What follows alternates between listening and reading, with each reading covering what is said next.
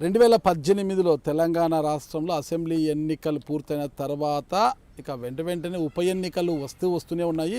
ఉప ఎన్నికలు వచ్చిన ప్రతిసారి కూడా బీజేపీ అధికార టీఆర్ఎస్ల మధ్య హోరాహోరీ నడుస్తుంది. దుబ్బాక నియోజకవర్గంలో జరిగిన ఉప ఎన్నికల్లో బీజేపీ అభ్యర్థి రఘునందన్ రావు గారు అక్కడ విజయం సాధించగా ఇక జిహెచ్ఎంసీ కూడా హోరాహోరీగానే జరిగింది. అందులో కాస్త అతిపెద్ద పార్టీగా టీఆర్ఎస్ ఏర్పాటైపడింది. ఈ మిత్రపక్షాలతో కలుపుకొని అది అధికారం కూడా చేపట్టింది. అయితే మేయర్ పీఠాన్ని కూడా కైవసం చేసుకోవడం జరిగింది.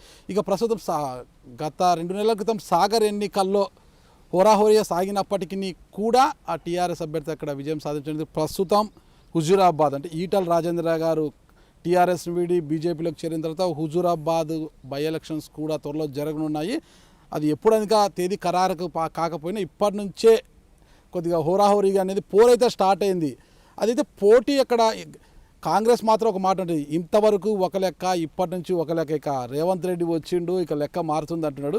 మరి ఇక్కడ త్రిముఖ పోటీ ఉండనుందా లేదంటే ద్విముఖ పోటీనే ఉండనుందా? ద్విముఖ పోటీ ఉంటుంటే టీఆర్ఎస్ వర్సెస్ ఈటల రాజేంద్ర లేదా టీఆర్ఎస్ వర్సెస్ బీజేపీనా అన్న పూర్తి వివరాలు తెలుసుకోవడానికి నిజామాబాద్ ఎంపీ హుజూరాబాద్ నియోజకవర్గం జమ్మికుంట ఎన్నికల ఇన్ఛార్జ్ ధర్మపురి అరవింద్ గారు మనతో ఉన్నారు. ఆయన వివరాలు తెలుసుకుంటాం. నమస్తే ఎంపీ గారు. నమస్తే. 2018 బాగున్నామండి. మీరు కాస్త లావైనట్టున్నారు.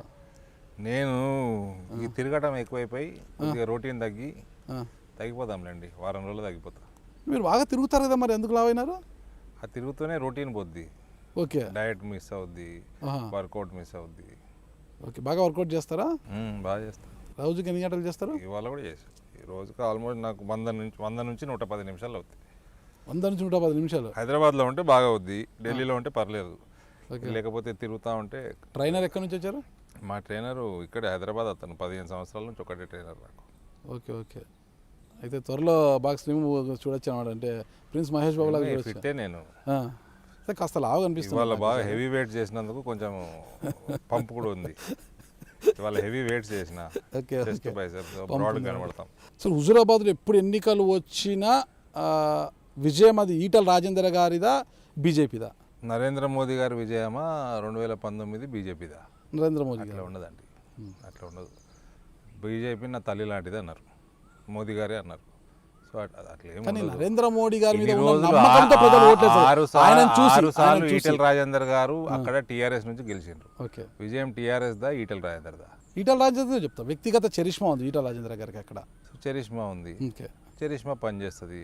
భారతీయ జనతా పార్టీ ఓటు భారతీయ జనతా అది కూడా పనిచేస్తుంది. రెండు కలిసి పెద్ద మెజార్టీతో గెలిచి. గత ఎన్నికల్లో మీకు వచ్చిన ఓట్ బ్యాంక్ ఎంత అంటే ఏం చెప్తారు అసలు మీరు? గత ఎన్నికలు అంటే అసెంబ్లీ ఎన్నికలు అంటున్నారా? అదే మళ్ళీ అసెంబ్లీ ఎన్నికలు. పార్లమెంట్ ఎన్నికల్లో కూడా అవే ఓట్లు వేసారు, అదే ప్రజలు వేసారు. పార్లమెంట్కి ఎక్కువ వేసిండ్రు, అసెంబ్లీకి తక్కువ వేసిండ్రు. నా జాగాలు కూడా అంతే, నిజామాబాద్లో కూడా అంతే. సో ప్రజల్ని మనము గ్యారంటీడ్గా తీసుకోవడానికి లేదు. ప్రజలు ఎప్పుడు ఏం చేయాలనో వాళ్ళకి బాగా తెలుసు. పార్లమెంట్కి వచ్చేసరికి అందరికీ నరేంద్ర మోదీ గారే కనిపిస్తారు, బీజేపీ కనిపించదు. నరేంద్ర మోదీ గారు కనిపిస్తారు కాబట్టి ఆయన మీద ఉన్న నమ్మకంతో ఆయనైతే దేశాన్ని అభివృద్ధి పథంలో ముందుకు తీసుకెళ్లాలని ఏకైక నమ్మకంతో ఆయన ఒక నాయకుడు ఉద్దేశంతో పార్లమెంట్కి వేసి ఉంటారు. అసెంబ్లీకి వచ్చేసరికి ఆ నమ్మకము పార్టీ మీద ఉండదు, అంటే లోకల్ నాయకుడి మీద లేదు కాబట్టి ఆడ అభ్యర్థిని బేస్ చేసుకుని ఓట్లేస్తుంటారు. మీరే జవాబు మీరే చెప్పేసారు. అది మళ్ళా అదే చెప్తున్నా, ఆడైతే నేను జాయిన్ అయిందే నరేంద్ర మోదీ గారి కోసం. ఓకే, అంతకుముందు ఓటు వేసాను నేను బీజేపీకి. ఓకే, కాంగ్రెస్ కుటుంబం అన్నా నేను 98, 99, 2014, 2019 అయితే నాకే వేసుకున్నాను. ఓకే, 4 సార్లు బీజేపీకి ఓటేసాను నేను. నా మొదటి ఓటు నా జీవితంలో బీజేపీకి వేసినాను. కారణం అప్పుడు వాజ్పేయి వారి మీద అభిమానము, ఐడియాలజీ. బాల్ ఠాకరే గారికి మేము పెద్ద ఫ్యాన్స్గా ఉంటుంటే స్టూడెంట్స్ లైఫ్లో. సో మాకు ఇష్టం ఉంటుండే చిన్నప్పటి నుంచి. మీ నాన్నని చూసి పెరిగారు కదా మీరు. మీ నాన్న 2004, 2009లోనే 2 సార్లే కాంగ్రెస్ వేసిన ఓటు. మా నాన్నకి వేసిన. 98, 99 హైదరాబాద్లో వేసినాను. 14లో మా నాన్న రూరల్కి పోయిండు, నేను అర్బన్లో ఓటేసాను బీజేపీకి. నాకు అవకాశం అయితే బీజేపీకే ఓటేసాను. నాకు అర్థం కాదు ఒకటేనండి, మీది అదే కాంగ్రెస్ పార్టీతో అనుబంధం ఉన్న కుటుంబం, మీ రాజకీయ కుటుంబము. ఎవరైనా తండ్రిని చూసి ఆ ఇంటి వాతావరణాన్ని చూసి పెరుగుతారు కదా, మీరేంటి డిఫరెన్స్గా ఎక్కడో మహారాష్ట్రలో ఉన్న బాల్ ఠాకరే గారిని చూసి పెరిగానంటారు మీరు? అసలు పెరిగినా ఏం చేద్దాం, అది ఏం కారణం, ఏం ప్రభావితం? నాకే తెలియదు ఎందుకు. మీరు పెరిగింది హైదరాబాద్, మహారాష్ట్రలో కాదు కదా. నాకే తెలియదు బాల్ ఠాకరే గారి ప్రభావం మీ మీద ఎలా పడింది? నాకే తెలియదు. అదే మీకు తెలియకుండా మీ మీద ఎలా పడుతుంది? ఇష్టం అంతే.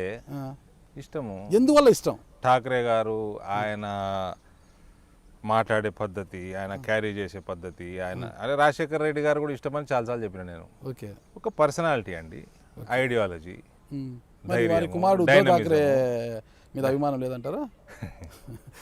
సోనియా గారి మీద ఉంది, మరి రాహుల్ గాంధీ గారి మీద ఉందా అంటే ఇక మీరు నవ్వుతున్నారు కదా, ఎందుకు నవ్వుతున్నారండి? Okay okay.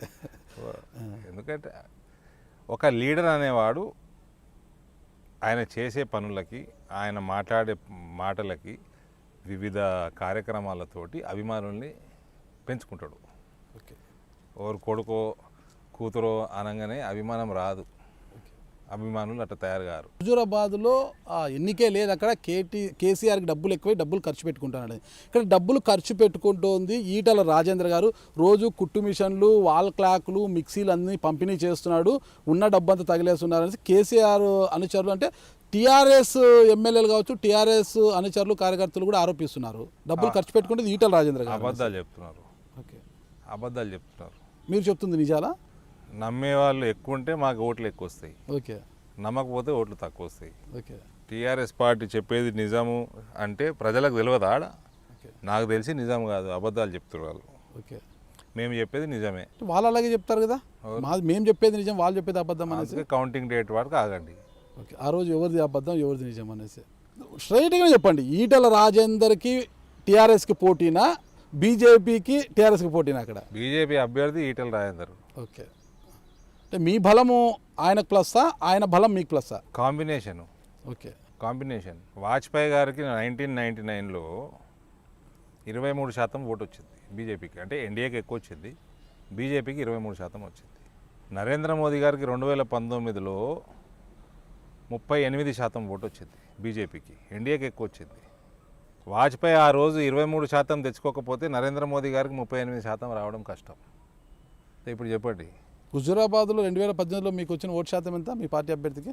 అట్లా ఉండదండి. కాంగ్రెస్ ఇప్పుడు పార్టీ వేరే చేస్తున్నారు కదా. కాంగ్రెస్ పార్టీ 60 సంవత్సరాలు రాజ్యం వెళ్ళింది ఇక్కడ. ఇప్పుడు కాంగ్రెస్ పార్టీ కనుమరుగయ్యే పరిస్థితి ఉన్నది. అట్లా ఉండదు. ప్రజలు 2009లో జనరల్ ఎలక్షన్స్లో నిజామాబాద్ పార్లమెంట్లో 7 అసెంబ్లీలలో 6 కాంగ్రెస్ ఓడిపోయింది. ఒక్కటి సుదర్శన్ రెడ్డి గారు 1200 ఓట్లతో నేరుగా బయటపడ్డారు. ఎంపీ అభ్యర్థి 60,000కు పైన మెజార్టీతో గెలిచాడు. 2 లక్షల పైన పైచిలుకు ఓట్లు క్రాస్ ఓటింగ్ అయింది ఒకటే నాడు, ఒకటే రోజు.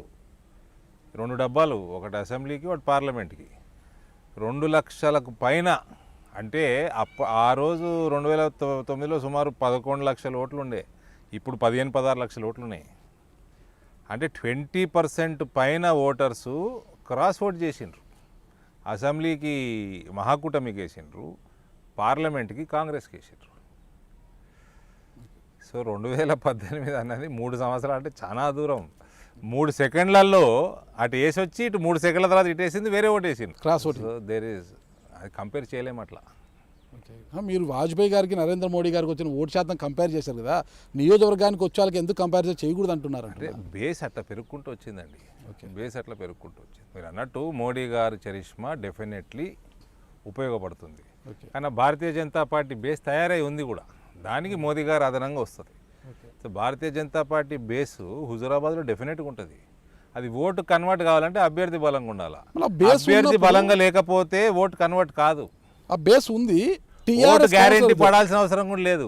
భారతీయ జనతా పార్టీ వాడు బీజేపీ గెలవాలని ఉంటుంది, కానీ గెలిచే పరిస్థితి లేనప్పుడు టీఆర్ఎస్ ఓడకూడదామా లేదా కాంగ్రెస్ ఓడగడదామా దాన్ని బట్టి ఆయన ఓటేసుకుంటాడు. ఓకే. బీజేపీ పోటీలో లేదనుకోండి, అసలు పోటీయే లేదనుకోండి, ఓటు వృధా చేసుకోడు. సో కాంగ్రెస్ టీఆర్ఎస్ మధ్యలో చూసుకుంటాడు, ఎవరు గెలిస్తే బెటర్, ఎవరు క్యాండిడేట్ బాగున్నాడని చూసుకుంటాడు. అదే బీజేపీ క్యాండిడేట్ బాగుంది అనుకోండి, ఓటు కన్వర్ట్ అవుతుంది. బీజేపీ క్యాండిడేట్ బాగున్నాడు, బలంగా ఉన్నాడని మీరు ఒప్పుకుంటున్నారు కదా. ఓకే. ఈటల రాజేందర్ గారు బలమైన వ్యక్తి అక్కడ. ఓకే. మీకు బీజేపీకి ఆడ ఓట్ బ్యాంక్ బాగా ఉంది, బీజేపీకి ఓటు శాతం పెరుగుతా పోతుంది అనుకుంటే, 2 రోజుల క్రితం టీఆర్ఎస్ నుంచి 2 మున్సిపల్ కౌన్సిలర్లు బీజేపీ కండువా కప్పుకున్నారు బండి సంజయ్ గారి ఆధ్వర్యంలో. 24 గంటలు గడవక ముందే అదే 2 కౌన్సిలర్లు మళ్ళా టీఆర్ఎస్ కండువా కప్పుకున్నారు.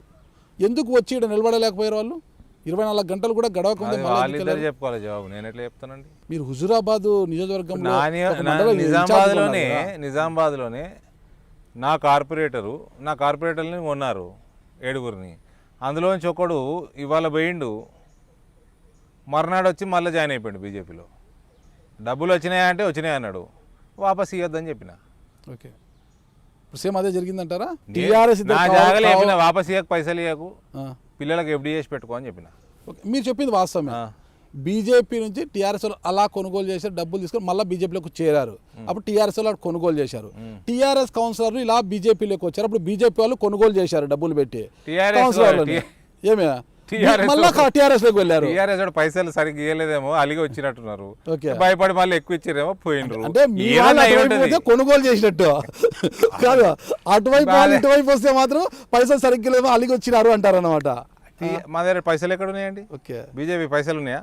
లేదంటారా? పైసలు అనిగాన పైసలు ఖర్చు పెట్టేటట్టు అయితే మేము, నా దగ్గర 6-7 మంది కార్పొరేటర్లే పోరు. అట్లా అంటే మా దగ్గర ఒక పెద్ద జాయినింగ్ అయింది నిజామాబాద్ రూరల్లో. ఇవాళ మా రాష్ట్ర కార్యవర్గ సభ్యుడు దినేష్ కులాచారి అక్కడ టీఆర్ఎస్లో మార్కెట్ కమిటీ చైర్మన్గా కూడా ఉండే, ఆయన భార్య ఉండే. ఆయన 10 మంది ఎంపీటీసీలని తీసుకొని 10 మంది పైన సర్పంచులను తీసుకొని ఎంపీపీ ప్రెసిడెంట్ తీసుకొని వచ్చి బీజేపీలో జాయిన్ అయ్యాడు. ఆయన సొంతంగా జాయిన్ అయ్యాడు, నేను తెచ్చుకుందేం లేదు. అప్పటి 3.5 సంవత్సరాలు గవర్నమెంట్ ఉంది, వదిలేసుకొని వచ్చిండు. ఒక ముందు చూపుతోటి, ఒక విజన్ తోటి పొలిటికల్ రాజకీయాలలో ఎదగాలని వచ్చిండు. 2017లో నేను బీజేపీలోకి పోయినా, అంటే బీజేపీలో కొన్నారా నన్ను? మీరు వెళ్ళడం ముందు చూపుతోటి పోయినామండి. ఒక లక్ష్యంతో ముందు చూపుతో వెళ్ళడం వేరు. ఇటు కౌన్సిలర్లు, అధికార పార్టీ కౌన్సిలర్లు మీ దగ్గరికి వచ్చి మళ్ళీ అటువైపు వెళ్ళారు. మీ వాళ్ళని అక్కడికి వెళ్తే కొన్నారు, డబ్బులు తీసుకున్నారు, వచ్చినాక ఏమైనా ఎక్కివద్దు ఎఫ్డీ వేసుకొని మీరు అన్నారు.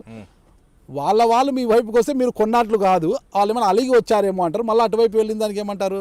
సర్దుబాటు చేసుకున్నారని చెప్తున్నా కదా, నేను ఉన్నట్టు. ఇప్పుడు నాకు ఆ విషయం కూడా నేను చూడలేదు, న్యూస్ చూడలేదు. ఓకే, టీఆర్ఎస్ వాడు సరిగ్గా ఇవ్వలేదేమో పైసలు, వాడు బెదిరినికి వచ్చి ఉంటాడు, తెల్లారి పైసలు తీసుకొని పోయి ఉంటాడు.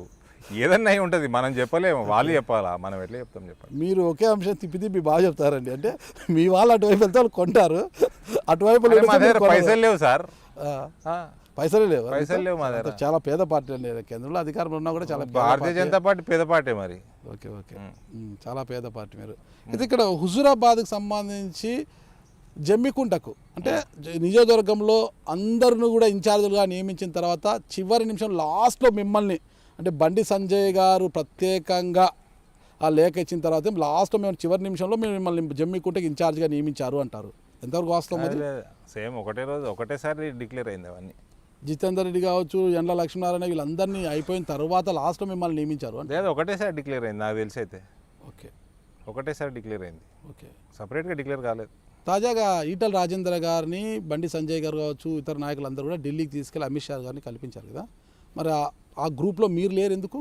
ఆయన రాష్ట్ర అధ్యక్షుడు, కిషన్ రెడ్డి కేంద్ర మంత్రి, తరుణ్ చుగ్ గారు మా ఇన్ఛార్జు, ఈటల రాజేందర్ గారు జాయిన్ అయినరు, వివేక్ గారు ఆ ప్రాసెస్లో ఉన్నాడు, జితేందర్ రెడ్డి గారు హుజూరాబాద్ ఎన్నిక ఇన్ఛార్జు. వాళ్ళందరికీ ఈటల రాజేందర్ గారికి అమిత్ షా గారు ఇంతకుముందు అపాయింట్మెంట్ ఇద్దామనుకుంటే కుదరలేదు, నిన్న కుదిరినట్టుంది, ఇచ్చినట్టున్నారు. పోయి మర్యాద ఆడ కలిసినప్పుడు హుజూరాబాద్ ఎన్నిక గురించి విషయం వస్తుంది ఆబ్వియస్గా. సో జితేందర్ రెడ్డి గారు ఉండుంటారు. వివేక్ మొత్తం ఈ ఏదైతే ఈ ప్రాసెస్ అంతా ఉందో ఆయన ముందుండి ఆయన మొత్తం కోఆర్డినేటెడ్గా బాగా చేసిండు, కాబట్టి ఆయన పార్ట్ ఆఫ్ ఇట్. అవసరం లేకపోతే ఎందుకు పిలుస్తారండి? మీరు కూడా ఒక ఎంపీ కదా, మీరు కూడా అవసరమే కదా ఢిల్లీలో. అమిత్ షా మాతోటి పని ఉన్నప్పుడు మమ్మల్ని పిలుస్తారు, మేము పోతాం. పని ఉన్నా లేకపోయినా మీరు ఆ నియోజకవర్గంలో ఒక మండల ఇన్ఛార్జ్, ఎన్నికల ఇన్ఛార్జ్గా ఉన్నారు. ఓవరాల్ ఇన్ఛార్జ్ జితేందర్ రెడ్డి గారు ఉన్నారు కదా, పోయినారు. దాని తర్వాత 7 మండలాలు మున్సిపాలిటీలు ఉంటే 7గురిని పిలుచుకుంటారా? పిలుచుకోరు, అవసరం లేదు. మేము ఏం చేస్తున్నామో జితేందర్ రెడ్డి గారు తెలుస్తుంది కదా, ఆయన చెప్పుకుంటాడు. పోయి మీరు ఈ ఉప ఎన్నికల్లో హుజూరాబాద్ నుంచి ఎంత మెజార్టీ ఎక్స్పెక్ట్ చేస్తున్నారు? 50% ఓటు, కనీసం 50% ఓటు ఈటల రాజేందర్ గారికి వస్తుంది. నేను తక్కువ చెప్తున్నా, 50% ఓటు, 50% ఓటు కనీసం వస్తుంది ఈటల రాజేందర్కి. అది ఏడికింత పెరుగుతుంది. ఇవాళ రోజు మనం ఇంటర్వ్యూ చేస్తుంటే ఇప్పుడే ఎన్నికైతే కనీసం 50% ఓటు వస్తుంది. ఇంకా పెరుగుతుంది ముందు. కనుక ప్రణాళికాబద్ధంగా టీఆర్ఎస్ ముందుకు పోతుంది. ప్రశాంత్ రెడ్డి అనే ఒక ఇంటెలిజెన్స్ విభాగంలో పనిచేస్తున్న ఒక సిఐని తెర మీదకి తీసుకువచ్చారు ఇప్పుడు.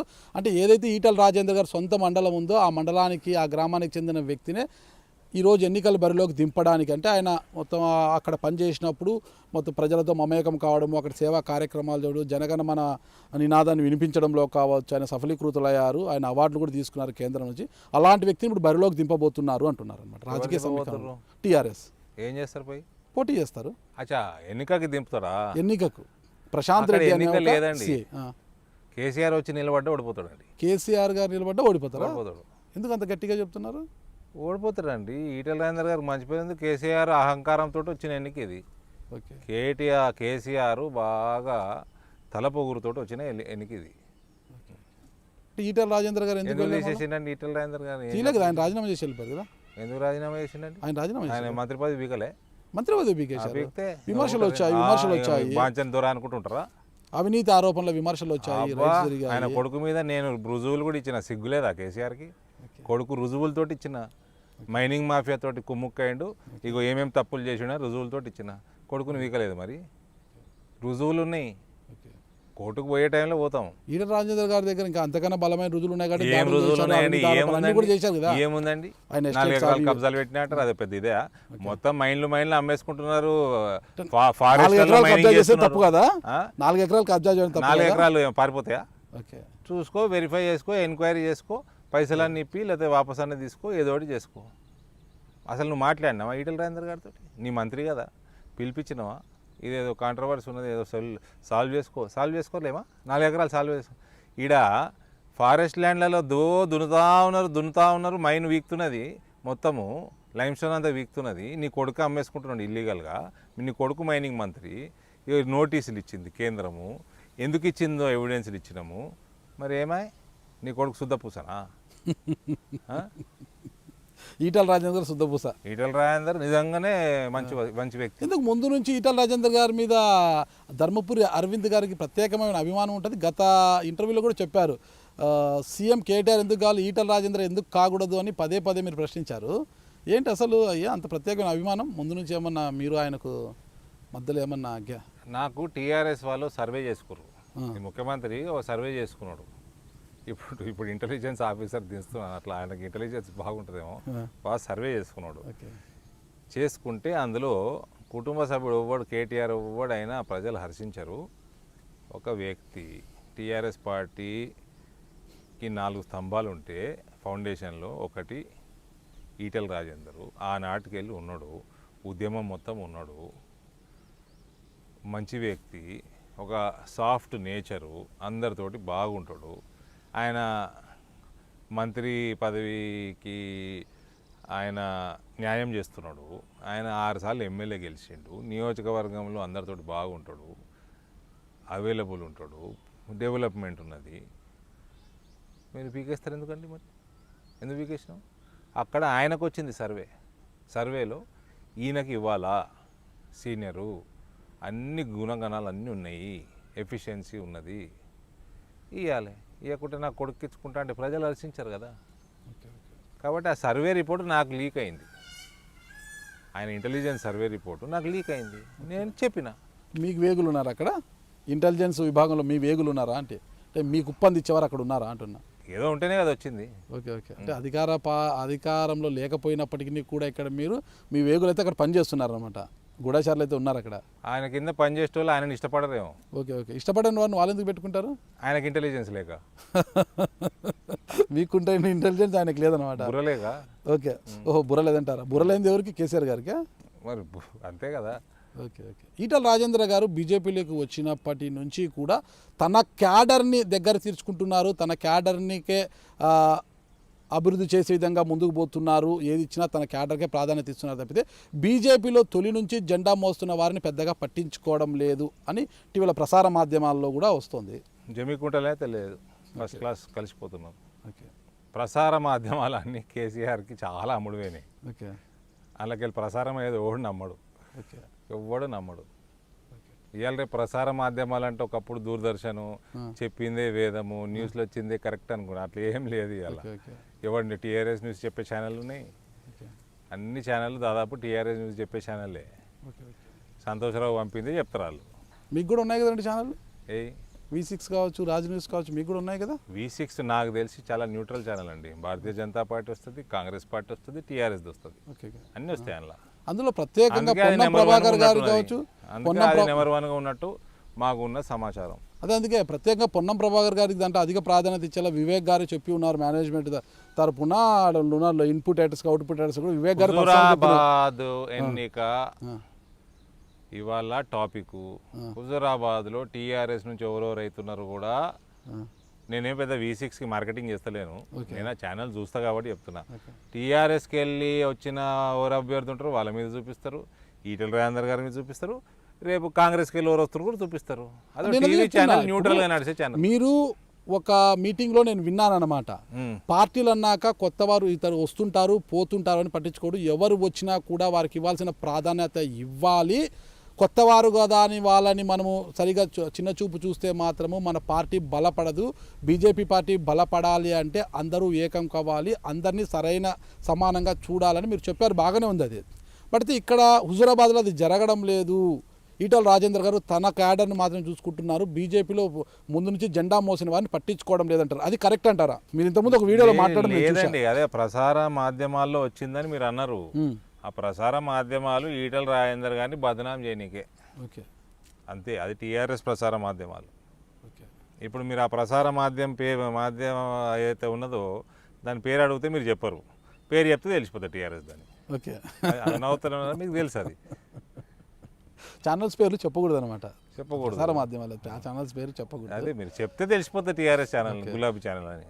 ఓకే, పేరుకి బ్లూ ఉంటుంది లోగో మీద, కానీ గులాబీ లోపల మనసులో గులాబీ ఉంటుంది, గులాబీ రంగు ఉంటుంది. మరి సరే, మొత్తం మీద తీసుకుంటే మీ దగ్గర కూడా వర్గపోరు ఎక్కువైంది. ఇది వివేక్ గారి మధ్య సోమారపు సత్యనారాయణ మధ్య కూడా వర్గపోరు ఉంది. ఇలా ఉంటే బీజేపీ ఈ తెలంగాణలో ఎలా బలోపేతం అవుతుంది?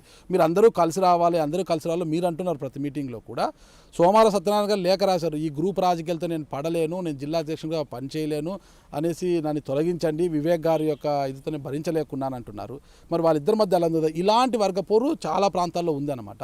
ఇలా అయితే తెలంగాణలో బీజేపీ బలపడేది ఎలా, టీఆర్ఎస్ని ఎలా ఢీకొంటుంది?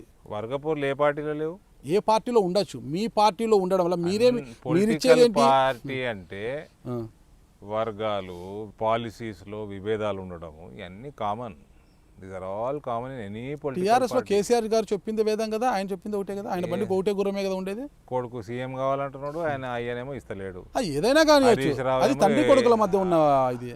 అవో ఈయన మంత్రి, ఆయన ముఖ్యమంత్రి, తండ్రి కొడుకు ఎక్కడికి వచ్చిండు? తండ్రి ఒకటే ఇంట్లో వాళ్ళే కదా, అంతా కూడా తండ్రి కొడుకులే కదా, వాళ్ళ చర్చ ఉండొచ్చు కానీ వర్గపోరు కాదు కదా. ఇక్కడ వర్గాలు వర్గం లేదా, సంతోషరావు వర్గం లేదా, ఏది ఉన్నా కేసీఆర్ గారు చెప్పిందే ఫైనల్ కదా. మీరు ఇంకా చాలా చిన్నగా చెప్తున్నారు. ఐఏఎస్ ఆఫీసర్లు నెత్తి వాళ్ళ కొట్టుకుంటున్నారు.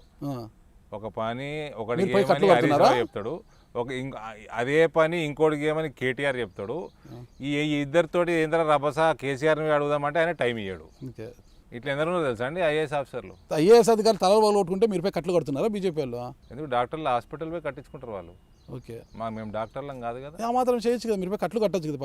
మా పని కాదు కట్లు కట్టడం, అది మా తలకాయ వలిపోతుందని మాకు చెప్పుకుంటారు. ఓకే, మీకు చెప్తారా వాళ్ళు? చెప్తారు, ఎందుకు చెప్పారు, మాకు పరిచయాలు లేవేంది. ఓకే, మొత్తం మీరు కూడా రాష్ట్రంలో మొత్తం అంతర్గతంగా అంత నిగూఢమైన ఒక వ్యవస్థను ఏర్పాటు చేసుకొని అన్ని వివరాలు సేకరిస్తున్నారన్నమాట. అధికార పార్టీలు ఏమేమి జరుగుతుంది, పరిచయాలు ఉండవా అండి? ఓకే ఓకే, మేము పార్లమెంట్ నడుస్తుంటే పోయి కూర్చుంటే అనేక మంది ఐఏఎస్ ఆఫీసర్లు తెలుగు వాళ్ళు ఉంటారు, తెలంగాణ వాళ్ళు ఎక్కడనో వేరే క్యాడర్లో ఉంటారు, ఢిల్లీలో ఉంటారు సీనియర్ ఐఏఎస్లు వాళ్ళు ఉంటారు. ఇక్కడ హైదరాబాద్ ఐఏఎస్లు ఎందుకు ఉంటారు పార్లమెంట్లో? వాళ్ళు ఎందుకు వాళ్ళు ముచ్చట్లు పెట్టుకోరా? హైదరాబాద్ ఐఏఎస్ తెలుగు ఆఫీసర్తో ముచ్చట పెట్టుకోడా? నాతో ముచ్చట పెట్టుకోడా? ఎంతసేపు వాళ్ళ పనే ఉంటుందా? శనివారం వస్తుంది, ఆదివారం వస్తుంది, అరవింద్, డి శ్రీనివాస్ గారు ఇంకొకళ్ళు పోయి పరిచయాలు పోయి అలవాళ్ళు చెప్పుకుంటారు. తప్పేముంది? అరవింద్, డి శ్రీనివాస్ గారు ఎందుకు పోతారు? డి శ్రీనివాస్ గారి కింద పనిచేసిన వాళ్ళు ఉంటారు ఐఏఎస్ ఆఫీసర్. వాళ్ళంతా వచ్చి మీతో కలుస్తారా? వాళ్ళందరూ వచ్చి రారండి, ఒక రిలేషన్షిప్ మెయింటైన్. మీరు మాటికి నా ఇంటర్వ్యూ ఎందుకు తీసుకుంటారు? మన ఇద్దరి మధ్యలో రిలేషన్షిప్ ఉన్నది, నేను మిమ్మల్ని అభిమానిస్తాను, మీరు నా ఇంటర్వ్యూ చేయడం మీరు ఇష్టపడతారు కాబట్టి మాటికి కలుస్తాం. అట్లా ఉంటుంది. ఈ ఐఏఎస్ ఆఫీసర్ అంటే ఆపోజిషన్ కలవనే కలవదు. బీజేపీలో వర్గపోరు ఉంది అని ఒప్పుకుంటారా? అన్ని రాజకీయ పార్టీలలో వర్గపోరు ఉంటుందండి, కామన్ అది.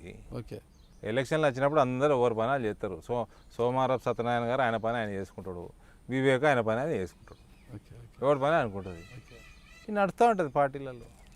ఇట్స్ దాని పెద్ద ఇష్యూ దుబ్బాకలో చూపించినంత దూకుడు సాగర్లో బీజేపీ చూపించలేకపోయిందా అన్న అనుమానాలు అందరికీ వస్తున్నాయి. ఏంటి దుబ్బాక ఎన్నికకి సాగర్ ఎన్నికకి తేడా? 50-60 వేల ఓట్ల తేడా. ఓకే, 50-60 ఓట్ల తేడా కదా, అంతే కదా. అంత తేడా ఎందుకు వచ్చిందంటారు? ఎందుకు వచ్చింది చెప్పండి. ఇక్కడ క్యాండిడేట్ బలంగా ఉన్నాడు, అక్కడ క్యాండిడేట్ బలంగా లేడు. అంత బలహీనమైన క్యాండిడేట్ ఎందుకు పెట్టారు? మీ పార్టీ కాడ దిక్కు లేదా? I'm not the one to answer. ఒక్కొక్క గారు మీరు హోంవర్క్ చేయలేదు. బీజేపీ ఎంపీ కదా. అవునా, నేను హోంవర్క్ చేయలేదు, నాకు అక్కడ ఐడియా లేదు. ఎందుకు పెట్టిన వాళ్ళు బండి సంజయ్ గారు మీరు చాలా క్లోజ్గా ఉంటారు కదా, చర్చించారు ఇట్లా? బండి సంజయ్ అన్ని విషయాలు నాకు చెప్తాడా? చాలా పార్లమెంట్ విషయం ఉంటే నాతో చర్చిస్తారు. ఓకే, సోదరులా కలిసిపోయి ఉంటారు కదా మీరు ఇద్దరు కూడా, అందుకు 100% కలిసి ఉంటాం. మరి అట్లా విషయాలను చర్చించారా మీరు? అంటే ఆయన రాష్ట్రం చూసుకుంటాడు, నేను నిజామాబాద్ పార్లమెంట్ చూసుకుంటాను. ఓకే, నాకేం బాధ్యత లేదు కదా. కలిసి ఉంటారు తప్పితే ఏ విషయాలు కూడా పార్టీలో వేరే బాధ్యత ఏం లేదు. I'm member of parliament of Nizamabad. Okay, ఇప్పుడు అక్కడ ఎన్నికే లేదు, ఒకవేళ ఎన్నిక వచ్చినా మేము గెలుస్తాం, ఈటల రాజేందర్ గెలుస్తారని చెప్తున్నారు.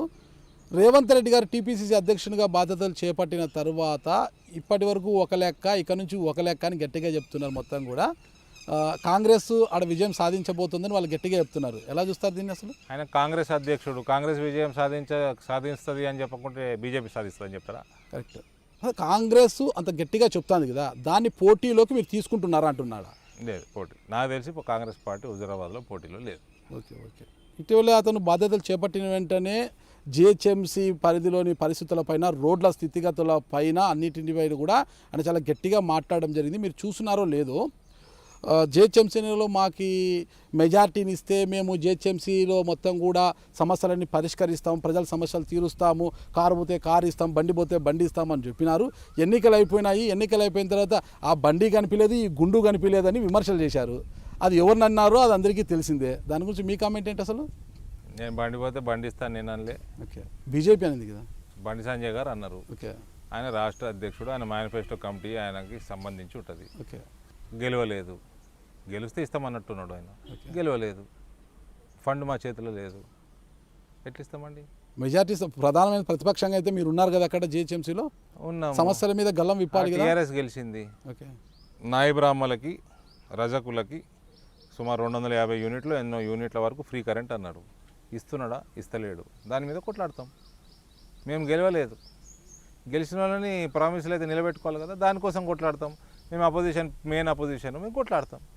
మేము గెలవనప్పుడు మేము హామీలు ఎట్లా ఇస్తామండి? మా సత్తా మా చేతిలోకి వస్తే మేము హామీలు డెలివరీ. అదే ఈ సమస్యల పరిష్కారం కోసం కనీసం ప్రజల ముందుకు కూడా రావడం, ఆ బండి రాలేదు, ఈ గుండు రాలేదని పదే పదే అంటున్నారు రేవంత్ రెడ్డి గారు. మీరు ఇచ్చే సమాధానం ఏంటి దాని గురించి? చెప్పినా కదండి, మేము గెలవలేదండి, ఎట్లా ఇస్తాము? గెలవకపోయినా మీకు ఓట్లు వేసినారు ప్రజలు, గెలిచినా గెలవకపోయినా ఓట్లు వేశారు. మీకు కూడా గవర్నమెంట్ రాలేదు, మేయర్షిప్ రాలేదు. మేయర్షిప్ వచ్చినా రాకపోయినా 40 పైగా మీకు కూడా కార్పొరేటర్లను అందించారు. మీకు అవును, ఓడినోళ్ళకు కూడా ఓట్లు వేశారు. ఓడినా కూడా ఓడిపోయా నాకు సంబంధం లేదనుకుంటారా? ఓట్లు అయితే వేశారు కదా అక్కడ ప్రజలు, వారి కోసం ఓడిన వ్యక్తి కూడా వెళ్ళి మాట్లాడాలి కదా. అవునండి, ఇప్పుడు జిహెచ్ఎంసీకి సంబంధించిన ఖజానా మాకు అప్పచెప్పండి, మేము ఇస్తాం. ఎందుకు ఏం? జిహెచ్ఎంసీ పైన మేయర్ పైన ఒత్తిడి తెచ్చి మీరు ఎలాంటి సమస్యల పరిష్కారానికి కృషి చేయరు. టీఆర్ఎస్ వాళ్ళు చెప్పిన మాట కాదు అది. టీఆర్ఎస్ వాళ్ళు ఇచ్చిన ప్రామిసులు వేరు. ఓకే, టీఆర్ఎస్ వాళ్ళు చెప్పిన ప్రామిసులు డెలివర్ చేయమని మేము కొట్లాడతాం. ఓకే, అందుకే ఇలాంటి మాటలు మాట్లాడుతున్న టీఆర్ఎస్ వాళ్ళ అధికారంలో ఉన్న అక్కడ వారు చేయడం లేదు, ప్రధాన ప్రతిపక్షం ఉన్న బీజేపీ చేయడం లేదు. కాబట్టి ఇద్దరు వృద్ధులు అనమాట, రిటైర్డ్ అయిన వృద్ధులు ఇద్దరు కూడా వాళ్ళ పెన్షన్ డబ్బులతో జిహెచ్ఎంసీలో గుంతలు పూడ్చే పనికి పూనుకున్నారనమాట. కనీసం ఆ పని కూడా చేయడానికి బీజేపీ వాళ్ళు ముందుకు రావడం లేదు కదా. హైకోర్టు కొట్లాడలేదండి. జిహెచ్ఎంసీ డెవలప్మెంట్ కోసం భారతీయ జనతా పార్టీ డెఫినెట్గా కొట్లాడుతున్నది. పెన్షనర్సు వాళ్ళ సంబంధించిన రోడ్లలో విసిగిపోయి వాళ్ళు డబ్బులు వేసుకొని 4 రూపాయలు వేసుకొని ఆడ మొరం గిరం వేసుకొని లెవెల్ చేసుకుని అంటారు. మీరు గుంతలు పూడ్చడం జిహెచ్ఎంసీ పని కదా, చేయాలి కదా. మరి ఆ వృద్ధుల పని కాదు అది, కానీ వాళ్ళు జిహెచ్ఎంసీ వాళ్ళు చేయాలి కదా. ఆ వృద్ధులు ఎందుకు చేయాలి? జిహెచ్ఎంసీ వాళ్ళు చేయలేదు. వాళ్ళు చేయలేకపోతే వారి యొక్క అలసత్వాన్ని వాళ్ళు ఎత్తి చూపుతూ అలా చేశారు. ఆ పని బీజేపీ క్యాడర్ ఎవరు చేయడం లేదు కదా, మీరు ఎందుకు చేయడం లేదట? అది ఒక్క చోట మీరు పట్టుకున్నారు. బీజేపీ క్యాడర్ కోట్లాది మంది కోవిడ్లో రోడ్ల మీద ఉన్నారు సేవలు చేసుకుంటూ. అది మీకు కనబడలే? 2 గుంతలు పూడ్చంగానే మీకు కనబడ్డది. మా కోట్లాది మంది ఉన్నారు రోడ్ల మీద. నా నియోజకవర్గంలో ఉన్నారు. 400కు పైగా క్రిమేషన్లు చేశారు బీజేపీ వాళ్ళు. అది మీకు కనబడలే? 2 గుంతలు పూడ్చంగానే కనబడతారు. ఇవన్నీ మీరు కనబడా? వాళ్ళు ఒక పార్టీ మనుషులు కాదు, వృద్ధులు ఇద్దరు కూడా, ముసలి వారు. పార్టీ అవునండి, కాదు. వాళ్ళు మంచి మీరు పని చేసి చేసిర్రు. ఉంటే పార్టీ ప్రయోజనాల కోసం, వాళ్ళు ఓట్ల కోసం మీరు చేసి వాళ్ళు ఉండొచ్చు. చేసిన పని మీరు ప్రశంసించాలి. GHMC కళ్ళు తెరుచుకోండిరా నాయనా అని వాళ్ళు అది చేసి చూపించిండ్రు. ఓకే, అట్లా భారతీయ జనతా పార్టీ దేశవ్యాప్తంగా నిజామాబాద్లో, తెలంగాణలో అన్ని చోట్లల్లా ప్రజలకు సేవలు అందించింది. రెండు గుంతలు పూడ్చకపోతే సేవలు బంద్ అయిపోయినట్టు కాదు, అనేక చేసినాయి. అక్కడ వాళ్ళు చేసిండ్రు అప్రిషియేట్. GHMC వాళ్ళు బుద్ధితోటి సిగ్గు తెచ్చుకొని కోర్టే స్పందించింది, సుబ్బడక్క తీసుకొని కోర్టు స్పందించి అక్షింతలు కూడా వేయడం జరిగింది. GHMC వాడు దానికి ఆ అక్షంతలతోటి కొంచెం సిగ్గు తెచ్చుకొని ఉన్న GHMC పరిధిలో ఉన్న గుంతలని పూడ్చాల, రిపేర్లని చేయాలి రోడ్లు. ఓకే, అది దానికోసం మీరేం ఒత్తిడి భారతీయ జనతా నాగరాజు గారు భారతీయ జనతా పార్టీ సేవ చేసింది, మేము 1 సంవత్సరంలో చేసింది. వేరే రాజకీయ పార్టీలు జీవితాంతం కూడా చేయవు. ఎలాంటి సేవ చేశారు పంపిస్తా మీకు ఇప్పుడే చెప్పండి. కెమెరా ముందు నాగరెడ్డి బుక్ ఇచ్చే కెమెరా ముందర చెప్పండి. తెప్పి బుక్ తెప్పి ఇస్తా, బుక్కే ఇస్తా నేను. కెమెరా ముందు చెప్పండి. సర్వీసెస్ ఫొటోస్ ఉంటాయి కదా, మీరు ఇప్పుడే 400 పైన క్రిమేషన్లు నా నియోజకవర్గంలో కోవిడ్లో చనిపోయిన వాళ్ళకి PPE కిట్లు వేసుకొని మా కార్యకర్తలు క్రిమేషన్ చేసిండ్రు. ఒక ఫోటో చూపెట్టండి. చూపెడితే తెప్పిస్తున్నాను. ఒక ఫోటో చూపండి. అరే రామా, మీరు కార్లకి వెళ్ళి తెప్పిస్తారండి, ఆగండి. ఓకే, ఒక్క ఫోటో కాదు, మొత్తం పుస్తకమే ఇస్తా. ఓకే, ఎన్ని ఫుడ్ ప్యాకెట్స్ ఇచ్చినాము, ఎన్ని రక్తదానాలు చేసినాము, నా కాల్ సెంటర్ ద్వారా ఎన్ని వందల మందికి మందులు అందించినాము, ICU బెడ్లు అందించినాము, ఆక్సిజన్లు అందించినాము, అన్ని ఇస్తాం. మీకు లిటరేచర్ ఇస్తాం మొత్తం.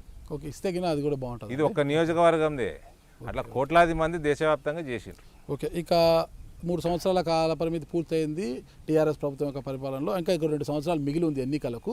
బండి సంజయ్ గారు, అంటే మీ పార్టీ అధ్యక్షులు, BJP రాష్ట్ర అధ్యక్షులు బండి సంజయ్ గారు పాదయాత్ర చేస్తానంటూ మొత్తం కూడా కార్యాచరణ సిద్ధం చేసుకున్నారు. అంటే ఆయన పాదయాత్ర చేస్తే ఆ పాదయాత్రలో మీరు కూడా ఉంటారా? నా జాగాలో వచ్చినప్పుడు నేను ఉంటా. మీ జాగాలో మాత్రమే మీరు ఉంటారు?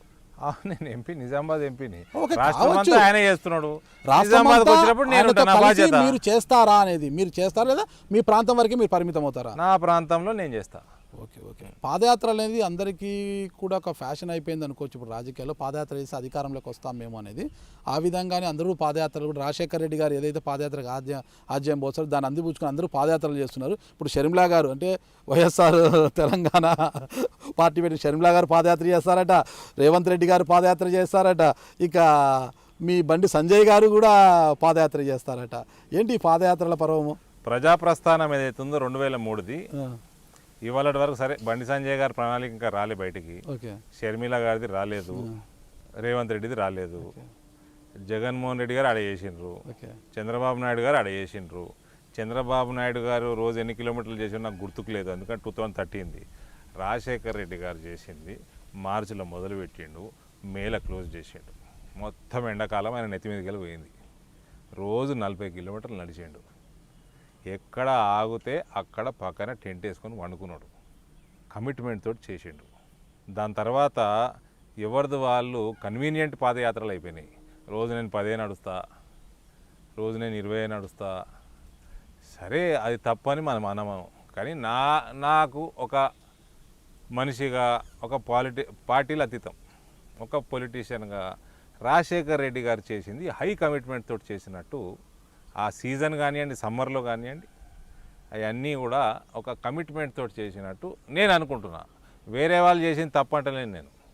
వాళ్ళు రాజకీయ అందరి పార్టీలో ఎలక్షన్లు కొలుస్తాకే చేస్తారు. రాజశేఖర రెడ్డి గారు ఎలక్షన్లు కొనగానే చేసిండ్రు. కమిట్మెంట్, ప్రజల పట్ల కమిట్మెంట్ ఉండే నాయకుడు, అన్నీ ఉన్నాయి. కానీ ఫైనల్గా టార్గెట్ ఏంది ఎలక్షన్లు గెలవాలి. కాబట్టి ఏ పరిస్థితులు బట్టి వాళ్ళు చేసుకుంటున్నారు. ఇప్పుడు జగన్ గారు కూడా చేశారు, చాలా స్మార్ట్గా చేశారు. ఆయన మళ్ళీ మీటింగ్లే పెట్టలేదు. ఆయన ఎలక్షన్ల దాకా, ఆల్మోస్ట్ ఎలక్షన్ల వరకు వెళ్ళిపోయింది. ప్రతి నియోజకవర్గంలో ఆయన ఎంబడి వేలాది మంది నడిచిండ్రు. పబ్లిక్ మీటింగ్ ఏడంటే అక్కడ రోడ్ షో చేసేసుకున్నాడు, అదే పబ్లిక్ మీటింగ్ అయిపోయింది. సపరేట్గా పబ్లిక్ మీటింగ్ పెట్టే బదులు పాదయాత్ర రూపకంగా ఒక నూతనంగా చేసిండు. సో ప్లస్ ఆయన ఎవ్రీ ఫ్రైడే ఇటు వచ్చేసేది కదా, ఆయన కేసు ఏదో ఉన్నది కదా, పోయి హాజరు ఇవ్వాలి, అదే వచ్చేసేది. సో వారానికి 5 రోజులే చేసిండు. రాజశేఖర రెడ్డి గారి పాదయాత్ర అన్నది అది అంత హైలీ కమిటెడ్ అండి, అప్రిషియేట్ చేయాలి. రాజశేఖర రెడ్డి పాదయాత్ర ఇంకా ఇప్పటికీ 50 రోజులు 55 రోజులు నడిచింది. 40 డిగ్రీల పైననే ఉన్నది, తక్కువైతే లేదు. అన్ని 50 రోజులు కూడా 40 డిగ్రీల పైననే ఉన్నది. విన్నారా? ఇకపోతే ఒక ఎంపీగా నిజామాబాద్ పార్లమెంట్ విషయానికి వస్తే, నిజామాబాద్ రైల్వే ఫ్లైఓవర్ ఉంది కదా, దానికి సంబంధించి కేంద్రం నిధులు కూడా మంజూరు చేసింది, కేంద్రం వాటా మంజూరు చేసింది. ఇంతవరకు పనులు అయితే ప్రారంభం కాలేదు. మిమ్మల్ని అడిగితే రాష్ట్ర ప్రభుత్వం వాటా ఇవ్వలేదు అనేది మీ యొక్క వాదన. రాష్ట్ర ప్రభుత్వాన్ని పదే పదే అడగడం కన్నా మీరే కేంద్రంతో మాట్లాడి రైల్వే నుంచి ఒక ప్రత్యేకమైన ఫండ్ తీసుకొని వచ్చి ఆ పనులు ప్రారంభించే విధంగా చర్యలు తీసుకోవచ్చు కదా. ప్రత్యేకమైన ఫండ్ రైల్వే అందులో 100% తీసుకొచ్చి అలా రైలు బ్రిడ్జ్లు దేశంలో 100 ఉంటాయి. ఓకే, నిజామాబాద్కి ఇస్తే మరి అన్ని 100కి ఇవ్వాలా? చాలా రాష్ట్ర important మార్గం రాష్ట్ర ప్రభుత్వం ఏం చేస్తుంది? మేస్తుందా? రాష్ట్ర ప్రభుత్వం మేయనీకి మేస్తాడా ఉన్నాడా కేసీఆర్? పూస్తాడా అని పక్కన పెడితే ఆయన ఇవ్వకపోతే మేయనీకి ఉన్నాడా కేసీఆర్? ఆయన మేస్తాడా అది ఎన్నికల్లో ప్రజలు చూసుకుంటారు. కానీ మీరు 100% ఫండింగ్ తీసుకొచ్చి ఆ పనులు ప్రారంభిస్తే ఆ క్రెడిట్ మీకే ఉంటుంది కదా. నిజామాబాద్ లో నేను 100% చేస్తే ఇక వేరే దేశంలో ఉన్న వేల ఆరోపీలు అన్నిటి కూడా 100% అడగరా? వాళ్ళు ఖజానా ఆరోపీలకు సరిపోతుంది. వాళ్ళు అడుగుతారా లేదా పక్కన పెడితే మీ వంతు ప్రయత్నం చేస్తున్నారా లేదా? అట్లా ఉండదు. రాష్ట్ర ప్రభుత్వం వాటా ఇస్తేనే ఫ్లైఓవర్ స్టార్ట్ అవుతుంది, లేకపోతే లేదంటారా? నాగరాజు గారు అట్లా ఉండదు. ఒక సిస్టమ్ ఉంటుంది, ఒక పాలసీ ఉంటుంది, ఒక పద్ధతి ఉంటుంది. దేశవ్యాప్తంగా అదే పద్ధతి ఉంటుంది. ఓకే, నేను రెండు లేన్ ఫ్లైఓవర్ని 4 లేన్ చేయించినాను. 4 లేన్ చేయించినాక 4 లేన్కి 50% బడ్జెట్ ఇప్పించినాను. ఇంకోటి కేంద్ర ప్రభుత్వం మీరు అడుగుతున్నారు కదా 100% అని, ఇంతకుముందు ఉన్న పాత వాటికైతే 50-50 ఉంది. నూతనంగా వచ్చే లైన్లకి 100% కేంద్రమే ఇస్తుంది. ఇప్పుడు నా నియోజకవర్గంలోనే ఆర్మూర్లో 2 ఉన్నాయి, 3 ఉన్నాయి. ఆర్మూర్లో 3 రైల్ ఓవర్ బ్రిడ్జ్లు ఉన్నాయి. ఆ 3టికి 100% ఫండ్ కేంద్రందే. కొత్తగా వచ్చినాయి ఇప్పుడు కొత్త లైన్లు. అది కొత్త లైన్లు వస్తే 100%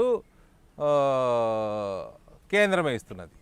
ఇదిగోండి నిజామాబాద్ నియోజకవర్గంలో కోవిడ్ 2nd వేవ్లో చేసిన సేవా కార్యక్రమాలు, నేను చెప్పిన ఏదైతే క్రిమేషన్స్ ఉన్నాయో లాస్ట్లో కొన్ని ఫోటోలు పెట్టినాం క్రిమేషన్స్కి.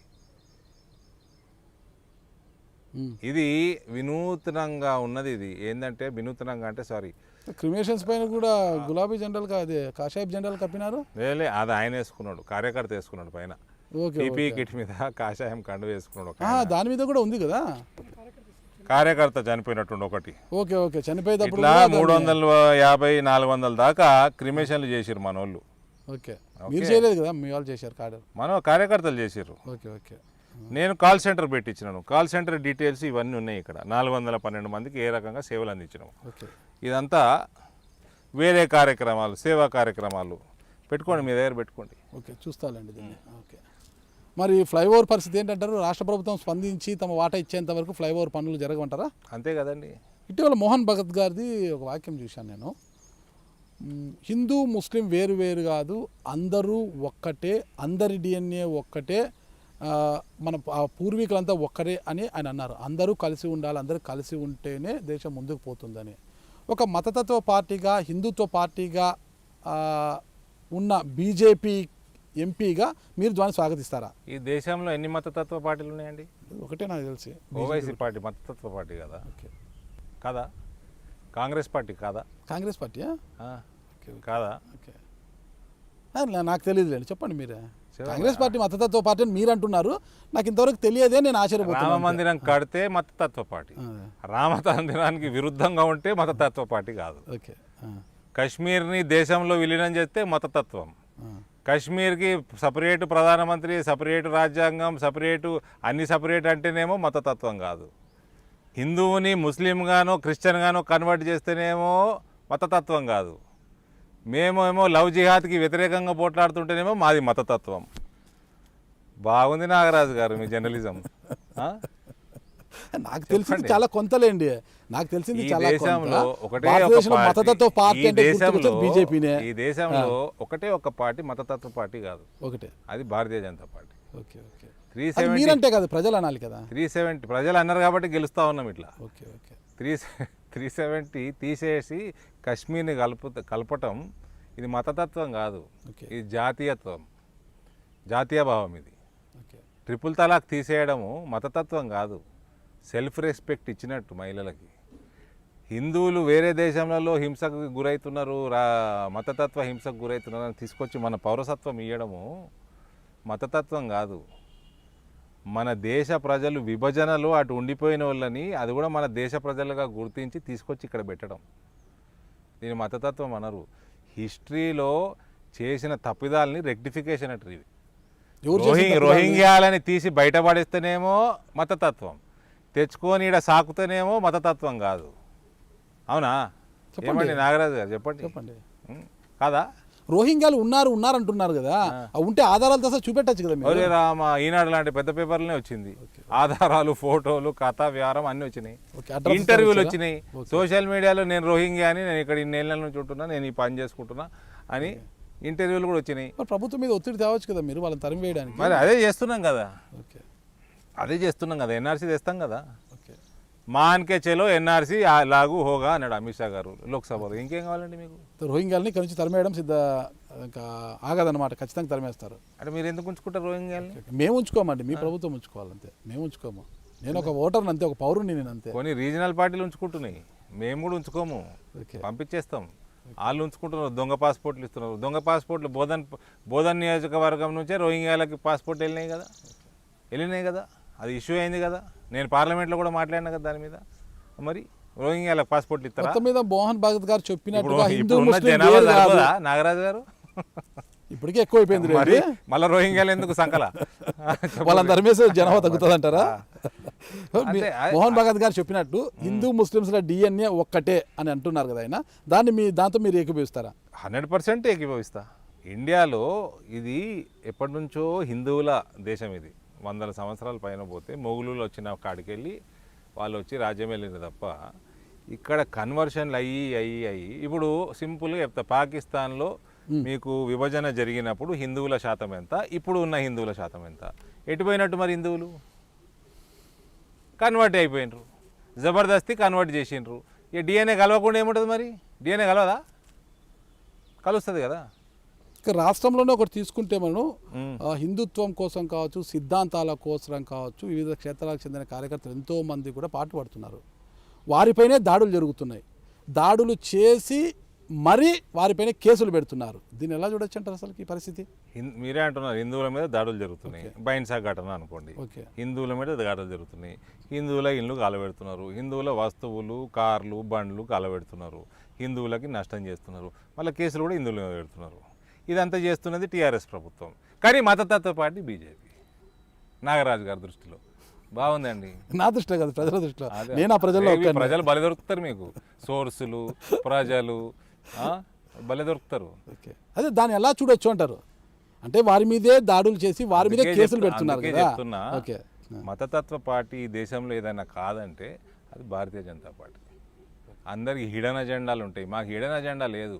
ఈ దేశం విభజించబడింది, 2 దేశాలు బంగ్లాదేశ్, పాకిస్తాన్ ఇస్లామిక్ దేశాలుగా ఏర్పాటు చేయడం కోసం ఇది విభజించబడింది. మరి దక్షిణాదిలో ఎందుకు ఇది ఈ దేశం మిగిలింది హిందూ రాష్ట్రం కావాలి కదా, ఎందుకు కాలేదు అన్నది మా బాధ, హిందువుల బాధ.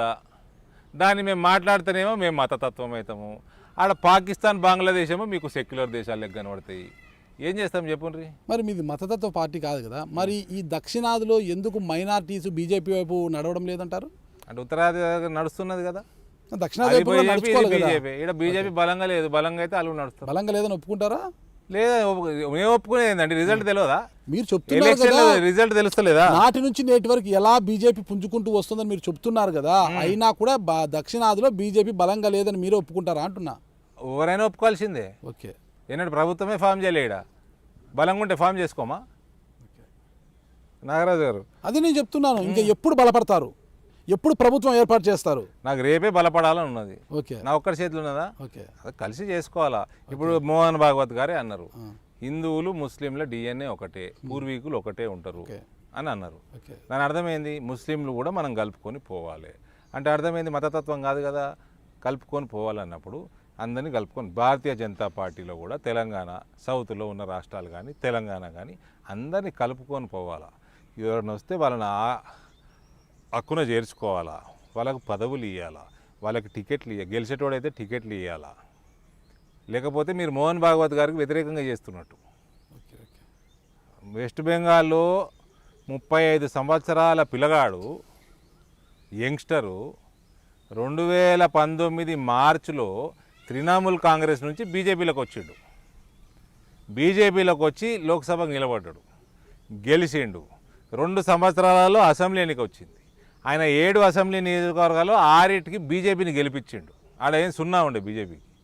ఆయనని ఇలా కేంద్ర హోంశాఖ సహాయ మంత్రిగా నరేంద్ర మోడీ గారు చేసిండ్రు. అంటే ఏందన్నట్టు, కొత్తగా వచ్చిన వాళ్ళని కూడా లిఫ్ట్ ఇవ్వాలన్నట్టు. మరి ఎవరైనా ఇవ్వకపోతే అది మీరు మోడీకి వ్యతిరేకము, మోహన్ భాగవత్ గారి సిద్ధాంతానికి వ్యతిరేకం పనిచేస్తున్నట్ట? అంతే అన్నట్టు కదా మరి. కరెక్టే మళ్ళీ 20 ఏళ్ళు మీరు జెండా మోసిండ్రు అంటే నెక్స్ట్ 20 ఏళ్ళు మోస్టోని దగ్గర రానియకపోతే తప్పు అవుతుంది. మీరు 20 ఏళ్ళు మోసింది వేస్ట్ అవుతుంది. ఎలక్షన్లలో గెలిచేటోడికే టికెట్ ఇవ్వాలి. వాడు కొత్తగా వచ్చిండా పాతోడా ఇవన్నీ పక్కన పడేయాలి.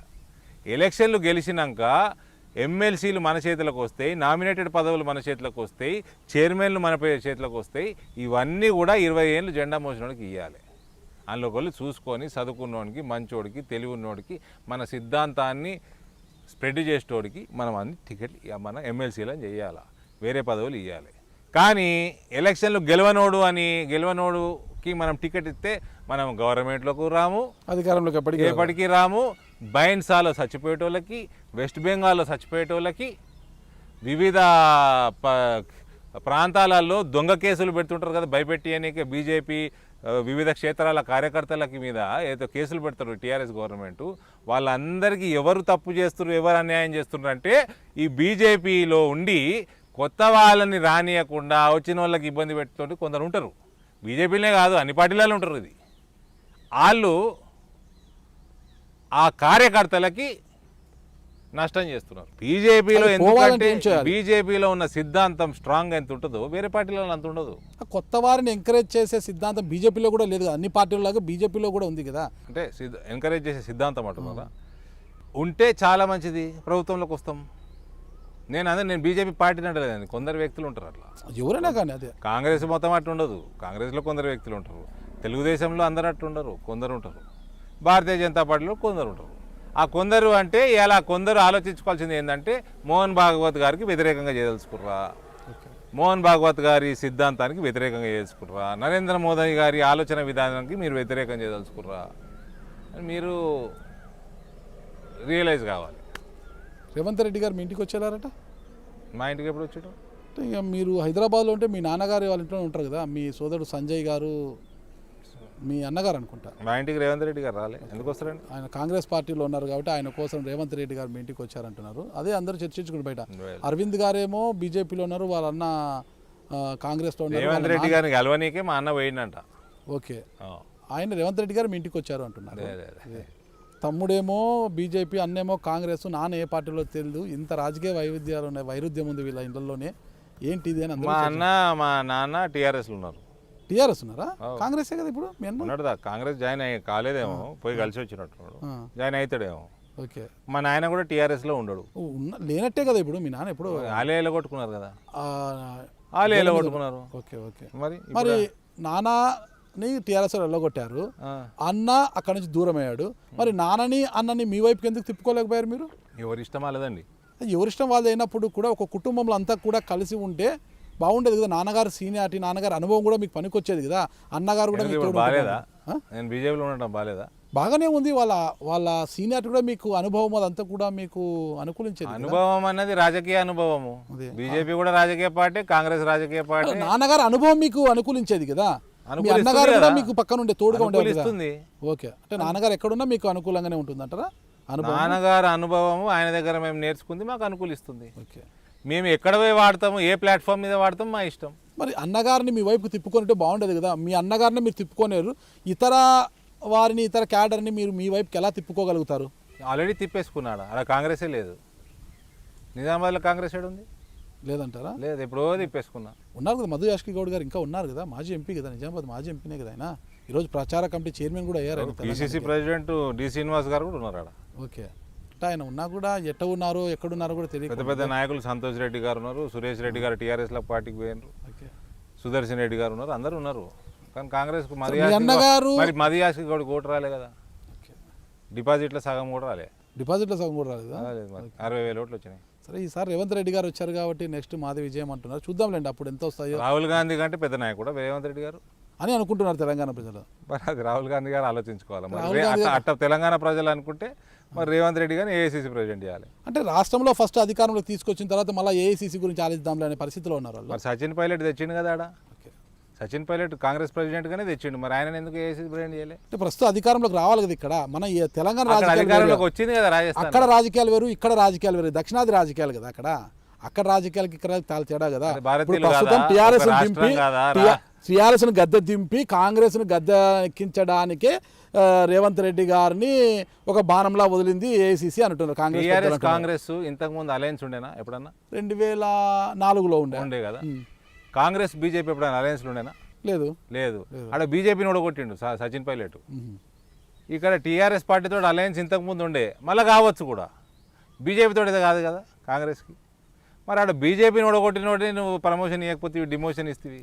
అంటే ఉమ్మడి రాష్ట్రంలో రాజశేఖర రెడ్డి గారు ఉన్నప్పుడు టీఆర్ఎస్ కాంగ్రెస్తో పొత్తు పెట్టుకుంది. అది మీ నాన్నగారు కూడా అప్పుడు పీసీసీగా ఉన్నారు అనుకుంటాను. ఆ హయాంలో జరిగింది అది. అయితే ఇప్పుడు రాష్ట్రాలు విడిపోయిన తర్వాత ప్రత్యేక తెలంగాణ వచ్చిన తర్వాత అధికార పీఠం కోసం రెండు పార్టీలు కుస్తీలు పడుతున్నాయి తప్పితే వేరే పార్టీ లేదు కదా ఇక్కడ. ఏ రెండు పార్టీలు? కాంగ్రెస్ టీఆర్ఎస్. కాంగ్రెస్ అయితే నా జాగాలు లేనే లేదు అంటున్నాను. పార్టీ లేదు మీరు అన్నారు కదా. మరి ఏడ కుస్తీ పడుతుండండి? మొత్తం రాష్ట్రంలో మీ జగాలో లేకపోయినంత మాత్రాన ఇతర పార్టీలు మీరు అన్నారు ఇప్పుడు ఇక్కడ లేదు అక్కడ ఉంది కదా పార్టీ అని అన్నారే. నిజామాబాద్లో లేకపోయినంత మాత్రాన ఇతర పార్టీలు ఉన్నాయి కదా. పార్టీ వ్యక్తుల గురించి మాట్లాడినా నేను. బీజేపీ ఇక్కడ పుంజుకుంటుంది, ఆ విషయం అంతా తెలుసు. కాంగ్రెస్ తగ్గుతుంది, ఆ విషయం కూడా తెలుసు. కాంగ్రెస్ రేవంత్ రెడ్డి గారు రాక బీజేపీ తగ్గుతోంది, కాంగ్రెస్ పెరుగుతోంది అంటున్నారు. రేవంత్ రెడ్డికి బీజేపీకి ఏం సంబంధం? రేవంత్ రెడ్డి గారితో కాంగ్రెస్కి మళ్ళీ పూర్వవైభవం వస్తోంది, ఆ వేవ్తో బీజేపీ వేవ్ తగ్గుతోంది అంటున్నారు. ఆయన 15 రోజులు అయింది, వచ్చేసింది పూర్వవైభవం. అప్పుడే వచ్చేసిందంట, చాలా జోష్ వచ్చేసింది కాంగ్రెస్. ప్రజలే చెప్పినారు, రోజు చర్చించుకుంటున్నారు, టీవీలలో వస్తున్నాయి, మీడియాలలో వస్తున్నాయి, ప్రసార మాధ్యమాల్లో వస్తున్నాయి. ఆ జోష్ చూడండి అనేసి. ప్రసార మాధ్యమాలు పూర్వవైభవం వచ్చేసిందా? వస్తున్నట్టునే కనిపిస్తుంది అంటున్నారు. అది మీరు చూడట్లేదేమో, ఒకసారి చూడండి. చూస్తే మీరు బాధపడతారని చూస్తా, ఛానల్ చూస్తే మరి అద్దాలు తీసి చూసినానేమో. మసగ అంటే చూస్తే తట్టుకోలేరేమో కదా. రేవంత్ రెడ్డి గారి యొక్క ప్రభంజనం చూసి తట్టుకోలేరేమో. ఏం లేదండి, రేవంత్ రెడ్డి గారు నాకు మంచి మిత్రుడే, అట్లేం లేదు. ఓకే, ఆయనకి మంచి జరగాలనే కోరుకుంటా నేను. ఓకే, ఓ మిత్రుడుగా కోరుకుంటా. రాజకీయంగా ఆయనకు మంచి జరగాలంటే అప్పుడు మీ బీజేపీకి ఎలా మంచి జరుగుతుంది? మేము చేసుకుంటామండి. రేవంత్ రెడ్డికి శాతం అవుతుంది, మాకు శాత కదా. మీరు మంచి మిత్రుడు, ఆయనకు మంచి జరగాలనే కోరుకుంటాను. మనిషి కోరుకుంటారు అంతే. ఆయన కూడా పార్టీలకు అతీతంగా నా గురించి మంచి ఆలోచించుకుంటాడేమో. ఆయన పార్టీలకు అతీతంగా రేవంత్ రెడ్డి గారు మంచి జరగాలనుకుంటారు మీరు? అందరూ మంచిగా ఉండాలని కోరుకుంటామండి. పార్టీలకు అతీతంగా, పార్టీల పరంగా. మా నాన్నగారికి మంచిగా ఉండాలని నేను కోరుకోనా? ఆ తండ్రి కాబట్టి మీకు జన్మనిచ్చిన తండ్రి కోరుకుంటారు. కలిసి పార్లమెంట్లో ఉన్నాము, మంచిగా ఉండాలా, చల్లగా ఉండాలా, ఎదగాలరా నాయన అని అంటాము. బర్త్డే ఉంటుంది, విష్ చేసి గాడ్ బ్లెస్ యూ అంటాము. తప్ప గాడ్ బ్లెస్ యూ అంటారా? మరి రేవంత్ రెడ్డి గారిని ఎవరైనా అంటామండి. రాహుల్ గాంధీ గారు కూడా అంటాము. Okay, okay. సోనియా గాంధీ గారు బర్త్డే ఉంటే మోదీ గారు ఫోన్ చేసి విష్ చేస్తారు. ఓకే, అంటే రాహుల్ గాంధీతో మాట్లాడారు ఎప్పుడైనా మీరు? మీరు రాహుల్ గాంధీ గారు అంటామన్నారు కదా, అందుకని మాట్లాడారా అని అడుగుతున్నా. ఎప్పుడు మాట్లాడలేదా? నాకు ఆలోచన కూడా రాలేదు. సరే, భవిష్యత్తులో వచ్చేదేమో చూద్దాము. ఇకపోతే ఒక రాష్ట్ర ప్రభుత్వం విషయానికి వస్తే, రాష్ట్రంలో మహిళలకు 2000 రూపాయలు. రాహుల్ గాంధీ గారికి భవిష్యత్తు బలంగా ఉంటే అప్పుడు ఆలోచన చేయాలి, కానీ అది నాకేం కనబడతలేదు. ఓకే, ఫైనల్గా ఒకటే, రాష్ట్రంలో మహిళల పరిస్థితి చాలా అధ్వానంగా ఉంది. పాపము 2000 పెన్షన్ ఇస్తున్నారు, ఆవాజ్ యోజన పథకం కింద వచ్చే 2 లక్షల రూపాయలు మాత్రం ఇవ్వడం లేదంట. మహిళలకు అన్యాయం జరుగుతుంది అంటున్నారు. ఒక బీజేపీ ఎంపీగా మీరు ఎలా చూస్తారు దీన్ని? సార్ ఏమైనా అంటే నేను పెన్షన్ ఇస్తున్నా అంటున్నాడు, బీడీ కార్మికులకు పెన్షన్ ఇస్తున్నా అంటున్నాడు, వృద్ధాప్యులకు పెన్షన్ ఇస్తున్నాడు, వితంతులకు పెన్షన్ ఇస్తా అంటున్నాడు, 2000 రూపాయలు ఇస్తున్నాడు. అంతేనా? అంతే. 2000 రూపాయలు ఇస్తుంటే మరి ఆడ కోట్ల ఇల్లు కడతా ఉన్నారు దేశం మొత్తంలో. అన్ని కోట్లాది ఇల్లు తయారవుతున్నాయి మహిళలకి. 2 లక్షల రూపాయలు మోదీ గారు ఇస్తున్నారు. దానికి మమతా బెనర్జీ 50,000గా వేసుకుంటుంది, జగన్మోహన్ రెడ్డి గారు కూడా 50,000 ఏదో వేసుకుంటున్నట్టు చిన్న ఇల్లు కడుతున్నారు, ఇస్తున్నారు. ఆవాస్ యోజన నడుపుతున్నారు. మోదీ గారు 2 లక్షలు ఇస్తున్నారు. మరి ఆ 2 లక్షలు తెచ్చుకొని 2 లక్షలు ఇస్తలేడు కదా. అందుకే చెప్తున్నా, పంగనామాలు పెడుతున్నాడు మహిళలకి. మహిళలని ఇవాళ తప్పుదో పట్టిస్తున్నాడు కేసీఆర్. బాజాప్తా శటకోపం పెడుతున్నాడు. 2 లక్షలేమో ఇస్తలేడు మోడీ గారు ఇచ్చేటివి, నేను 2000 ఇస్తున్నా అని చెప్తున్నాడు. 2 లక్షలు 100 నెలలు అంటే దాదాపు ఏంది 8-9 సంవత్సరాల పైసలు మోడీ గారు ఒకటేసారి ఇస్తున్నాడు. అసలు కేసీఆర్కి మహిళల మీద ఏమాత్రం గౌరవం లేదు, ఏమాత్రం ప్రేమ లేదు. వాళ్ళ ఇంట్లోకి వెళ్ళే మొదలవుతుంది అది, వాళ్ళ ఇంట్లోకి వెళ్ళే మొదలవుతుంది ఆ వ్యత్యాసం. ఎలా? ఇప్పుడు 2018 ఎలక్షన్లు ముందు తెచ్చుకున్నాడా? అవును. పార్లమెంట్ అసెంబ్లీ కంబైన్డ్ ఉండాలి, అసెంబ్లీ ముందు పెట్టుకున్నాడా? ఎందుకు పెట్టుకున్నాడు? ప్రతిపక్షాలు రాద్ధాంతం చూడలేక ప్రతిపక్షాల సత్తాను తన సత్తాను చూపించుకుంటామని పెట్టారు. నరేంద్ర మోదీ గారి గాలి వీస్తుంది, ఏంటికి పంచాయతీ, ఆయనతో పుసుకాన్ని ఓడిపోతామేమో అని అసెంబ్లీ ముందు పెట్టుకున్నాడు. ఓకే. అంటే ఏందన్నట్టు బీజేపీ గెలిచే అవకాశాలు ఎక్కువ ఉన్నట్టే కదా. అంటే మీరు అన్నారు ఇంతకుముందు ఇక్కడ బలం లేదు, బీజేపీకి బలం లేదు కదా మీరు అన్నారు కదా. గెలిచినాం కదా 4. అది ఆయన పార్లమెంట్ కేంద్రము రాష్ట్రంలో వేరే ఆ పార్లమెంట్ నుంచి సపరేట్ చేసుకున్నాడు కదా అసెంబ్లీ. ఓకే. అందుకే పార్లమెంట్ నుంచి సపరేట్ చేసుకున్నాడు. ఓకే. పార్లమెంట్లో మోదీ గారు గాలి వీస్తుంది, మోదీ గారు అందరు రెండు కలిపి ఒకటే గుర్తుకేస్తారేమో అని భయం అంటే భయంతో ముందు తెచ్చుకున్నాడు. ఓకే, తెలివైనోడివి తెచ్చుకున్నావు. మరి నీ బిడ్డకి ఎమ్మెల్యే టికెట్ ఇవ్వకపోతే నీ బిడ్డని ఎంపీకి పడేసినావు. ఎంపీకి ఇబ్బంది ఉంటుంది గెలవటం అని నీకు తెలుసు కదా. మరి నీ బిడ్డకు కూడా ఎమ్మెల్యే టికెట్ ఇవ్వాలి కదా, కొడుక్కిచ్చుకుంటువి. అని దీని అర్థమైంది చెప్పండి నాగరాజు గారు. మహిళల పైన వివక్షత అనేది ఇంట్లోనే స్టార్ట్ అయింది అంటే ఇంటర్నే స్టార్ట్ అయింది కదా. మరి ఓకే, నీకు ఎంపీ గెలవడం కష్టమని నీకు తెలుసు, అందుకే నువ్వు తెచ్చుకున్నావు. నీ సంగతి నీ కొడుకు సంగతి చూసుకున్నావు. మరి నీ బిడ్డ సంగతి ఇప్పుడు కేసీఆర్ గారు ఇంట్లో పొగబెట్టే ప్రయత్నం చేస్తున్నారు మీరేమన్నా? ఇది నేను అడిగిందని జవాబు ఇయ్యండి. మరి కరెక్ట్, మీరు కేసీఆర్ గారి ఇంట్లో పొగబెట్టే ప్రయత్నం ఆయనే చేస్తున్నారా? పెట్టిండు. అంటే అది కవిత గారు ఇంతవరకు ఎందుకు గుర్తించినట్లేదు. ఇప్పుడు మీ ఇంటర్వ్యూతో గుర్తించంటే మళ్ళీ ఇంట్లో పొగలేస్తుందేమో కదా. మీరు పొగబెట్టే కార్యక్రమం నా చేతి ఉంది ఇలా. ఓకే. ఆయన ఎలక్షన్లు ప్రీపోన్ చేసుకుంటుంది, నా చేతి ఉందా? ఓకే. ఆయన బిడ్డకి టికెట్ ఇచ్చుకునేది నా చేతి ఉందా? ఆయన్నే ఇచ్చుకోవాలి కదా. ఓకే. మరి కొడుకు ఇచ్చుకున్నాడు, బిడ్డకి ఎందుకు బిడ్డని కష్టమైన ఎలక్షన్లు ఎందుకు పడేసిండు? 119 నియోజకవర్గాలు ఉన్నాయి. కావాలంటే ఓవైసీతో మాట్లాడుకొని చార్మినార్ కూడా ఇప్పించుకోవచ్చు కేసీఆర్. అది ఏదో 119లో చార్మినార్ ఇప్పించుకోవచ్చా? 119లో కవితకు ఒక టికెట్ దొరకలేనకి కాదండి. చార్మినార్ నియోజకవర్గమా? చార్మినార్ నియోజకవర్గం. చార్మినార్ ఇప్పించుకోవచ్చు. చార్మినార్ మొత్తం మీద తీసుకుంటే సార్ అరవింద్ గారు, ఇప్పుడు ఈటల రాజేందర్ గారు టీఆర్ఎస్ నుంచి వచ్చి బయటికి వచ్చి బీజేపీలో చేరి టీఆర్ఎస్కి గుణపాఠం చెప్పినట్లు అవుతుందంటారా? కేసీఆర్ అహంకారానికి గుణపాఠం చెప్పినట్టు అవుతుంది ఖచ్చితంగా. ఎన్నికల్లో గెలిస్తే ఎన్నికనే లేదండి. ఓకే. ఏదో ఫార్మాలిటీ తప్ప ఇంకేం కాదండి. ఓకే. ఎన్నికనే లేదు అక్కడ. గుణపాఠం కేసీఆర్కి డెఫినెట్గా చెప్తారు. ఈటల రాజేందర్ ఎప్పుడు హుజూరాబాద్ ప్రజలు చెప్తారు. సార్ హుజూరాబాద్ ప్రజలే చెప్తారు. బట్ అయితే ఇది అధికారంలో ఉన్నారు, వాళ్ళకి చాలా ప్రతిష్టాత్మకం. అది అక్కడ గెలిచి తీరాలి. డైరెక్ట్గా ఏ ఎన్నిక కూడా కేసీఆర్ గారు బయటికి రారు. ఈ ఎన్నికకు సంబంధించి కేసీఆర్ గారు బయటకు వస్తున్నారు నేరుగా. అంటే చాలా ప్రతిష్టాత్మకంగా తీసుకున్నారు. ఆ తరుణంలో వాళ్ళు నోట్ల కట్టలు ఎన్నైనా పారించగలరు, మీరు తట్టుకోగలరా? ఇప్పుడు ఇదే ప్రతిష్ట నా ఎలక్షన్లో కూడా గుర్తుకొచ్చిండు ఒకసారి. పోయి మండవ వెంకటేశ్వరరావు గారి ఇంట్లో 2.5 గంటలు కూర్చున్నాడు కేసీఆర్. గుర్తుందా? విన్నాను. మండవ వెంకటేశ్వరరావు గారి ఇంట్లో కూర్చొని ఆయనకి ఏమేమి చెప్పిండో ఏమేమి చేసిండో, ఆయన పాపం ఆయన రాజకీయాలే దూరంగా ఉందాం అనుకున్న ఆయన తీసుకొని పార్టీ మార్పించిండు. పార్టీ మార్పించినాక మళ్ళీ ఆయనకు కూడా అపాయింట్మెంట్ ఇస్తలేడట బిడ్డ ఎన్నిక కోసం. అది లాభం చేసిందా నష్టం చేసిందా టీఆర్ఎస్ వాళ్ళకి తెలుసు.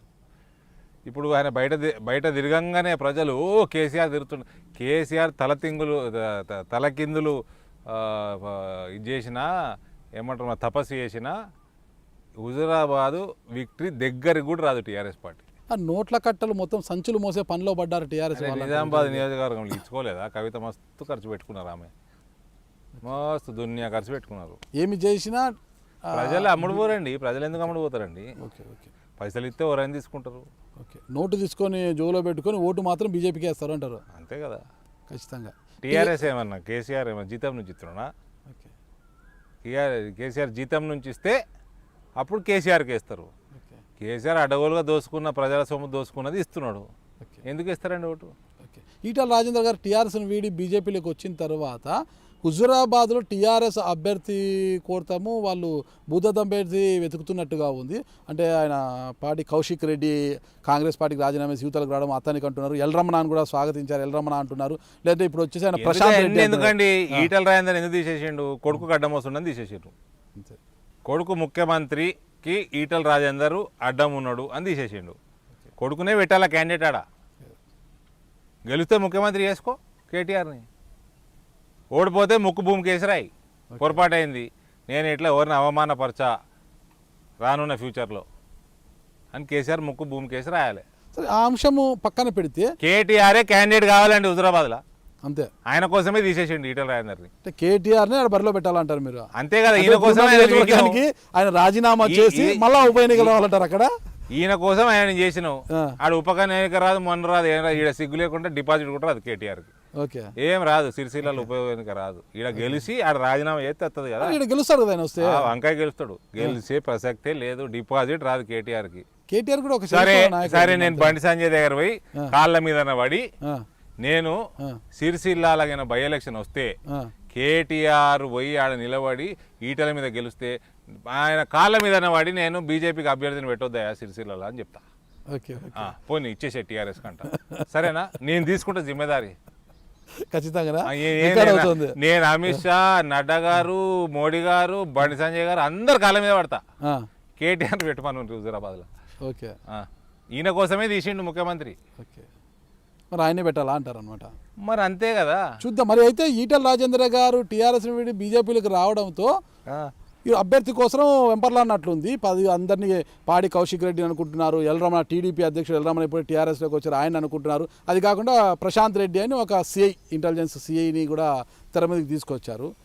ఇక వెళ్ళిపోతే సెకండ్ క్యాడర్ లేకపోతే ఇబ్బందులు పడే పరిస్థితి. దీంతో మేల్కొన్న కేసీఆర్ గారు ప్రతి నియోజకవర్గంలో, తెలంగాణ ప్రతి నియోజకవర్గంలో సెకండ్ క్యాడర్ని బలోపేతం చేసే పనిలో పడ్డారు అంటున్నారు. దాన్ని మీరు ఎలా చూస్తారు? అంటే ఉన్న ఎమ్మెల్యేల మీద నమ్మకం లేదా కేసీఆర్కి? ఎప్పుడు ఎవరు వెళ్ళిపోతారో, వెళ్ళిపోతే వేరే వాళ్ళని మనము ఎత్తుక్కోవాల్సిన అవసరం లేదు అప్పటికప్పుడు. మీరు చాలా పెద్ద మాట మాట్లాడినరే. ఓకే, అంటే బీజేపీ ఏమైనా పెద్ద ఎత్తున ఆకర్ష్ ప్రోగ్రామ్ చేస్తుందా? భవిష్యత్తులో చేయబోతుందేమో అనేసి. చేతే దిక్కుమాల ఎమ్మెల్యేలు వద్దు మాకు, ఒక్కడికి మంచి పేరు లేదు. ఆ సెకండ్ క్యాడర్లో మంచిగా ఉంటే తీసుకుంటాం అంతే, మాకు అదే వద్దు. ఈ దిక్కుమాల లేదు. ఓకే, ఫైనల్ అయితే మాకు వద్దంటున్నాము, కేసీఆర్ వద్దంటుండు. ఎమ్మెల్యేల పరిస్థితి ఏమైందండి? వాళ్ళకి ఏమన్నా రెస్పెక్ట్ మిగిలిందా?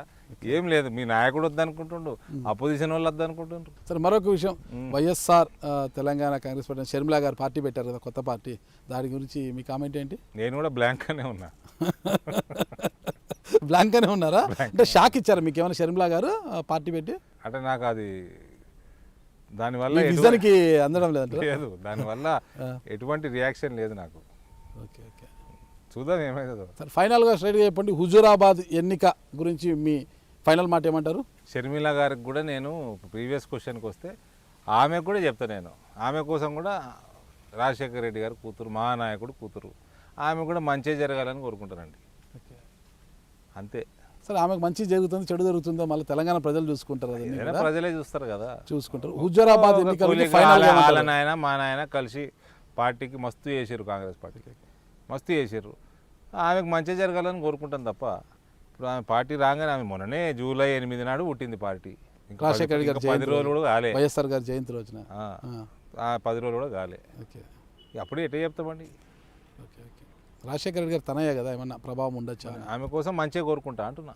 Okay, okay. హుజూరాబాద్లో వార్ వన్ సైడ్ అయినాక బైపోలు ఎన్నికనే లేదాడ, టైం వేస్ట్, పైసలు దండగా చేసుకుంటారు. హరీష్ రావు మళ్ళీ పరుగు పోతుంది, దుబ్బాకలు పోయిందనికంటే ఎక్కువ హరీష్ రావు పోతుంది. మీ పరువు సాగర్లో పోయింది కదా, అట్లా నేను ఒప్పుకుంటున్నా కదండి. డిపాజిటే రాలేదు, మరి అంతే కదా. Yes, will have to accept our defeat, అంతే కదా. హరీష్ రావు కానీ మేము అపోజిషన్లో ఉన్నాము, మేము ఈ రాష్ట్రంలో ఎప్పుడు ప్రభుత్వంలో లేము. సో మేము ఒక జాగాలో గెలుస్తున్నాము, ఇంకో జాగాలో ఓడుతున్నాం అంటే మేము పెరుగుతున్నట్టు లెక్క. టీఆర్ఎస్ పార్టీ 7-8 సంవత్సరాల నుంచి ప్రభుత్వంలో ఉన్నది, ఇంత బలంగా ఉన్నది. దుబ్బాకలు ఆయన సొంత నియోజకవర్గం అన్నట్టే మోరర్లెస్. అది అందరిది, కొడుకు అల్లుడు అయ్యా ముగ్గురు మధ్యలో ఉన్నది. ఆడ ఓడిపోయినంటే మరి దానికి అర్థమైంది అన్నట్టు. హరీష్ రావు గాడ గెలిపించుకోలేనాడు పోయి హుజూరాబాద్ గెలిపిస్తాడా? కేసీఆర్ గారు ఊరికే పైసలు దండ చేయకుర్రి, రాజకీయాలను భ్రష్టు పట్టి ఇవ్వకుర్రి. పైసలు ఇవ్వగానే ఓటు రావు. దుబ్బాకల రాని ఓటు హుజూరాబాద్ ఎట్లొస్తుంది పైసలకి? ఎన్ని వేస్ట్ ముచ్చట. రాని ఓటు సాగర్లో వచ్చింది కదా, సొసైటీని ఖరాబ్ అక్కడ కూడా వస్తుందేమో అంతే. సొసైటీని ఖరాబ్ చేయకూడదు. సాగర్లో పైసలు పెట్టకున్నా కూడా అక్కడ ఇదే రిజల్ట్ మోరర్లెస్ వచ్చు, అంతే. ఊకే పైసలు ఖర్చు పెట్టి ఊకే పాలిటిక్స్ని ఖరాబ్ చేయకూడదు. ఇదే అండి మన నిజామాబాద్ ఎంపీ ధర్మపురి అరవింద్ గారు చెప్తున్న అంశము. హుజూరాబాద్లో అసలు ఎన్నికే లేదు, వార్ వన్ సైడ్ అంటున్నారు. మరి ఆయన చెబుతుంది మరి అతిశయోక్తా లేదా అని తెలుసుకోవాలంటే హుజూరాబాద్ ఉప ఎన్నిక జరిగేంత డేటు వచ్చి ఫలితాలు వచ్చేంత వరకు కూడా మనం వేచి చూద్దాం. ఎవరు గొప్ప చెప్తున్నారు, ఎవరు గొప్పలు పోతున్నారు అనేది కూడా ఆ రోజు వరకు మనం వేచి చూద్దాం. థ్యాంక్ యూ అండి, నమస్తే. Hello, this is Renu Desai. Please subscribe to iDream. Subscribe iDream. Please subscribe iDream. Please subscribe to iDream. For more videos, subscribe iDream. Hi, this is Revati Chaudhary. For more videos, please subscribe iDream. For more videos, please subscribe iDream. మీరందరూ కూడా I dream ఛానల్ని subscribe చేయాలని కోరుకుంటున్నాను. I'm Sucharita, Home Minister of Andhra Pradesh. For more videos, subscribe iDreams.